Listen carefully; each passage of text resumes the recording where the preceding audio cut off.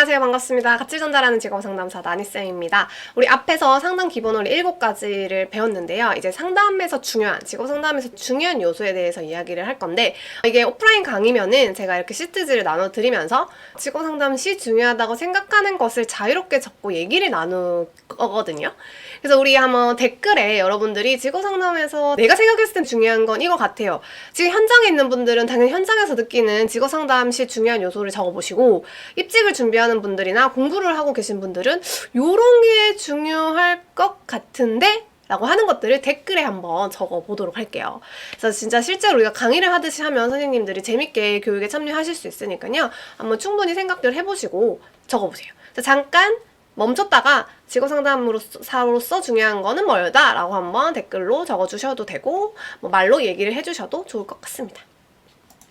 다들 잘 생각하셨나요? 그쵸? 여러 가지가 있습니다. 근데 정말 다양한 게 중요한데, 그러면 도대체 뭐가 중요한가? 한번 저의 의견을 말씀드리도록 하겠습니다.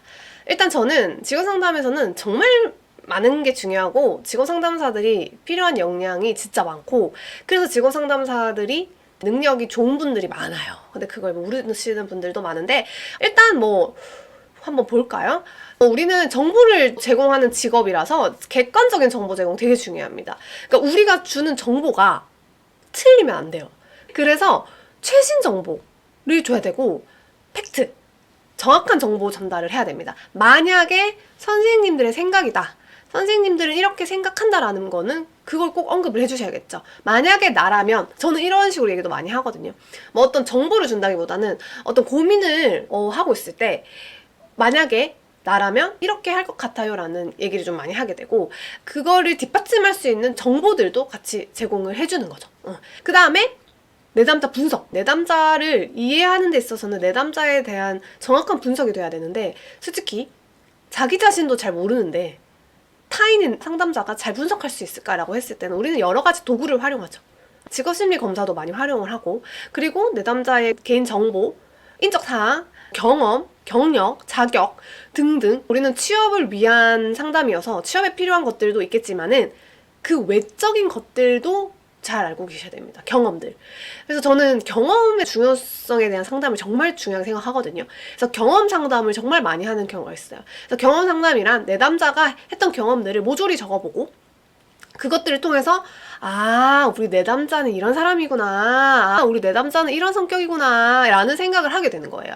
근데 이제 경험이라는 게 계속 바뀌기도 하고 사람의 성격도 조금씩 바뀌지만 기질은 정해져 있거든요. 그러니까 그런 것들을 통해서 저는 상담을 통해서 내담자를 되게 많이 분석을 하고 있고, 요즘은 도구를 많이 활용하죠. 직업심리 검사들이 너무 다양하니까 뭐 MBTI, 스트롱 검사, 그리고 워크넷에 있는 직업선호도 검사 등등 너무 많은 검사들이 있는데, 그것들은 내담자의 상황과 문제들을 파악해서 그거에 맞는 검사 도구를 선택해 주시면 됩니다.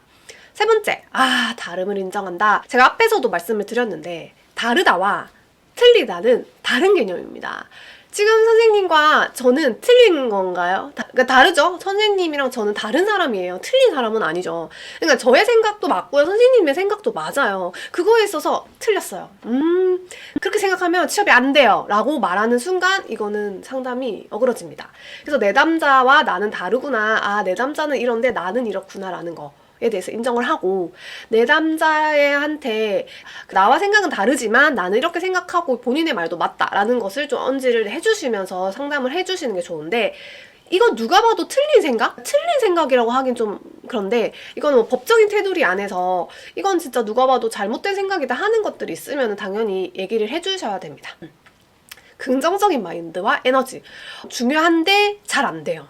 이게 무슨 말이냐면, 내가 힘들어 죽겠고 내가 너무 부정적인데 상담이 좋게 흘러갈 수가 없다는 겁니다. 그래서 선생님들이 진짜, 저는 자기계발 중에, 직업상담사 자기계발 중에 제일 중요한 게 뭐냐, 마음을 치유하고 마인드셋을 하고, 그러기 위해서는 좀 운동을 꼭 해야 된다. 그러니까 운동이랑 책 읽기, 이 두 가지를 해야 좀 긍정적인 마인드가 생겨요. 그게 뭐냐, 체력이 돼야 이게 여유가 생기더라고요. 여러분들 알잖아요. 몸이 아플 때 어때요? 아무것도 하기 싫잖아요. 그거랑 똑같고 내가 너무 부정적인 생각이 많다든지 내가 지금 환경이 너무 힘들어서 아무것도 하기 싫은데 이 상담까지 해야 돼. 그러면 진짜 힘들어요. 그냥 그런 상황에서는 차라리 휴식을 갖는 게 저는 더 중요하다 생각하거든요. 그래서 저는 이게 조금 역설적이게도 내가 너무 힘들지만은 이 긍정적인 마인드를 억지로 가져서 막 에너지를 전달했는데 그러니까 제가 없어지고 제가 소진되는 번아웃을 경험했어요. 그래서 내가 스스로에 대해서 조금 더 나를 먼저 챙기고 내가 좀 긍정적이고 에너지가 생길 때 상담을 하는 게 더 유리하고 상담의 만족도도 많이 올라간다는 거. 그다음에 라포 형성 당연히 중요합니다. 라포는 신뢰죠. 내담자와 상담자 사이에 어떤 눈에 보이지 않는 이런 신뢰. 가장 대표적인 게 나에게 얘기를 해주는 거예요. 다른 선생님들한테 얘기하지 않지만 나한테는 이야기를 하고 나를 믿기 때문에 어떤 문제가 생겼다 아니면 특히 이제 정부 지원 사업을 할 때는 뭐 수당 문제가 생길 수도 있고 뭐 다양한 문제가 생겨요. 직업훈련 기간에 갔는데 어떤 문제가 생겼을 때 라포 형성이 되어 있지 않으면 민원 걸리는 게 너무 많아요. 그래서 이게 라포만 잘 되어 있다면 만약에 내가 시기를 놓쳐서 수당 신청을 늦게 해버렸어요. 근데 라포 형성이 되어 있다? 나니쌤 괜찮아요. 선생님이 나한테 해준 것도 많고 선생님 덕분에 제 삶이 많이 좋아졌기 때문에 그거 괜찮으니까 수정 보완해 주셔서 늦게 주셔도 괜찮습니다. 뭐 이런 식의 얘기가 나올 수도 있겠죠. 그러니까 라포가 잘 형성되면은 민원 걸고 불만이 생길 것도 사그라듭니다. 근데 그렇지 않다. 민원이 아닌데도 막 민원을 겁니다. 그런 경우가 많아서 라포 형성은 정말 정말 중요하다. 이거는 뭐 상담뿐 아니에요. 우리 관계에 있어서 그렇고. 그러니까 여러분들이 요 5가지 구분. 여기 말고도 다양한 게 중요한데 일단 우리가 이런 것들을 알고 직업 상담을 할 때 좀 내가 어떤 게 조금 부족한지를 생각하는 거 되게 중요할 것 같아요. 내가 긍정적 마인드가 없어. 그러면 그거 관련된 책을 읽으세요. 네. 내 남자 분석을 잘 못하겠어. 그러면은 분석 도구를 공부를 하고 내 스스로를 또 분석해보고 이런 것들을 통해서 조금 더 업그레이드를 해주시면 좋을 것 같아요. 그다음에 직업상담사 역할은 너무 많아요. 상담자, 처치자, 개발자 이거는 2급 이론에 나오죠. 그래서 이런 것들을 하게 되는데 다 하는 게 아니고 어떤 사업을 하고 내가 어떤 직급이고 그리고 내가 어떤 회사에 있고 이런 것들에 따라서 좀 달라질 수 있다는 거를 말씀드리도록 하겠습니다. 그래서 요것들을 다 하면 완벽하겠지만 그렇게 하긴 좀 힘들죠.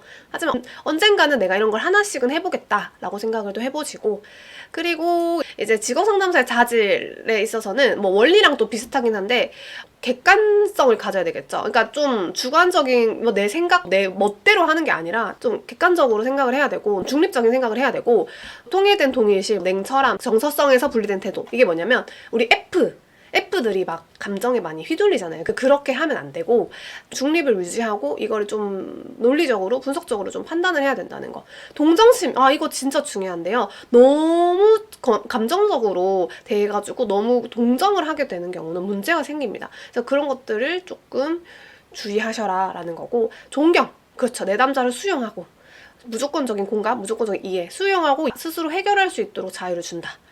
와, 이거 정말 중요합니다. 선생님들 스스로에 대한 능력과 나의 한계와 단점을 알고 계셔야 돼요. 나는 이게 좀 아직은 부족한 것 같다. 그럼 내가 할 수 있는 상담이 아니라면은 다른 상담사에게 넘겨야 된다는 거. 그런 게 되게 중요하고요. 직업 상담사지만 심리 상담에 어떠한 부분이 조금은 들어가요. 그러니까 우리가 엄청 딥하고 심도 깊은 심리 상담을 할 수는 없고 인간의 행동이라든지 신체적, 사회적, 심리학적 다양한 지식이 필요하다고 하는데 내가 어느 정도의 심리학적인 지식을 알고 있어야지 이 내담자의 심리를 파악하고 직업에 있어서의 문제나 직업 상담을 하는데 도움이 될 수 있다는 걸 꼭 말씀드리고 싶고요.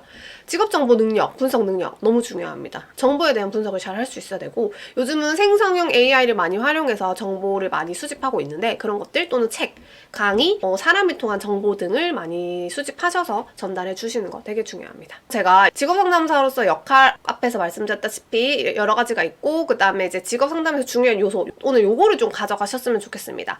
긍정적인 마인드, 다름을 인정하는 태도, 내 남자 분석 및 이해, 객관적 정보 제공, 라포 형성.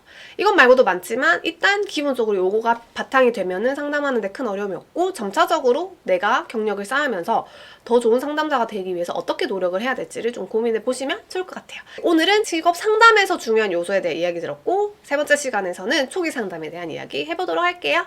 감사합니다.